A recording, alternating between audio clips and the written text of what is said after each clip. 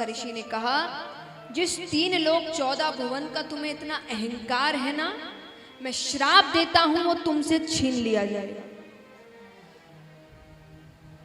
अब ये खबर मिलती है शुक्राचार्य जी को। शुक्राचार्य जी कौन है? हाँ? शुक्राचार्य जी कौन है? यहाँ देखो, बड़े बड़ों को नहीं पता, बच्चों को क्या बताएंगे? दैत्यों के गुरु। जैसे देवताओं के गुरु हैं बृहस्पति जी, और वैसे ही दैत्यों के गुरु हैं शुक्राचार्य जी। उनको खबर मिलती है, उन्होंने दैत्यों से कहा आक्रमण कर दो। अभी इंद्र श्रापित है, आक्रमण करते हैं। 3 लोक 14 भुवन दैत्यों के पास चला जाता है। अब भगवान के पास आए सब। भगवान कहते युद्ध तो कर नहीं सकते, इंद्र श्रापित है, क्या करें? बोले समुद्र मंथन करेंगे, जाकर मित्रता कर लो, उनसे कहो कि दोनों मिलकर समुद्र मंथन करते हैं, जिसके हाथ जो आएगा वो ले लेंगे। अब यहां दैत्यों को भी पता था कि समुद्र मंथन ना अकेले दैत्य कर सकते हैं, ना अकेले देवता कर सकते हैं, दोनों को मिलना ही पड़ेगा। और स्वार्थ क्या था उसमें? समुद्र मंथन में से क्या निकलने वाला था? अमृत। तो दैत्य भी मान गए। तो मंथन आरंभ होता है। मदराचल पर्वत को बीच में रखा गया, बासुकी नाग को रस्सा बनाया गया एक तरफ। अब देखिए, दैत्य बलशाली बहुत है, लेकिन बुद्धि एकदम नहीं है, मूर्ख है। लेकिन भगवान बलशाली होने के साथ साथ बुद्धिमान है। उनको पता है कब बल का प्रयोग करना है और कब बुद्धि का प्रयोग करना है।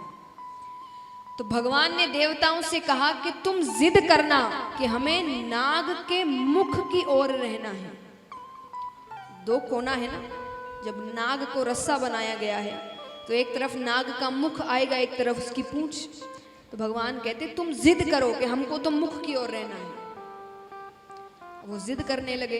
दैत्य कहते हैं ये विष्णु बड़ा चालाक है, जरूर मुख के सामने रहने से कोई फायदा हो रहा है।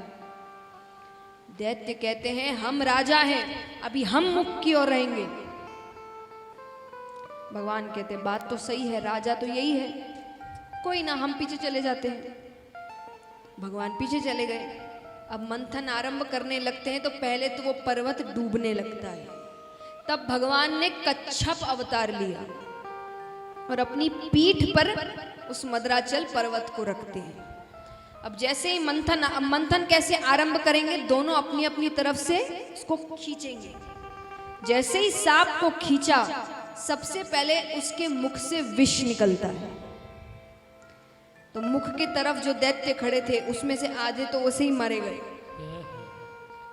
लेकिन पीछों को जब तक समझ में आया तो वो हट गए तो विष बच गया।